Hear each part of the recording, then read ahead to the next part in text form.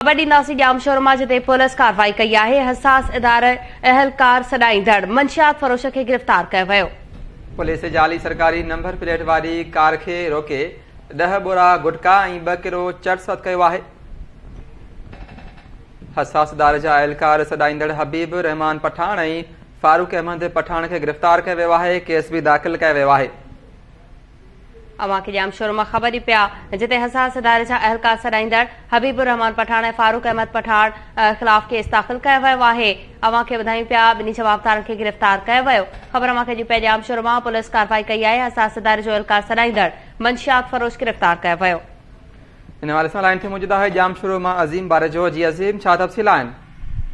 जी ज़ुबैर, बिल्कुलु SHO लोणीकोट मोहम्मद सुलेमान लाशारी जी अॻुवाणी में police जी मंशियात फरोशनि ख़िलाफ़ कार्रवाई करे M9 मोटरवे ते चौकी नंबर 10 वटि हिकु कार आहे सरकारी जाली नंबर GP 0756 खे रोके 10 अदद बोरा नशेआवर सफ़ीना गुटके जा ऐं 2 अदद बोरा जेके आदाब गुटके जा 600 पाकिट समेत 2 किलो चर्स हथ करे ॿिनि मंशियात फरोश हसास इदारे जो अहलकार सॾाईंदड़ हबीब रहमान पठान ऐं फारूक अहमद पठान खे गिरफ़्तार करे लूणीकोट ते सरकार जे फिरियाद ते केस दाख़िल कयो आहे। गिरफ़्तार हबीब रहमान पठान पंहिंजी कार में जेको जाली सरकारी जेको पाकिस्तान गवर्नमेंट नंबर प्लेट लॻाए पाण खे सरकारी मुलाज़िम हसास इदारे जो सॾाईंदड़ जेको उनखे हबीब रहमान पठान खे पुण गिरफ़्तार करे हिन वक़्तु जेको संदसि कार मां जेके वॾी मिक़दार में नशेआवर सोपारियूं जेके आहिनि उहे हथ करे वरितियूं। सिलसिले में मुंहिंजो राब्तो थियो आहे SHO लोणीकोट मोहम्मद सुलेमान लाशारी। हुनजो चवणु त हिकु सरकारी गाॾी जंहिंमें जाली नंबर प्लेट लॻल आहे उहा कराची खां हैदराबाद तरफ़ अची रही त उनखे रोकण जी कोशिशि कई त उनमें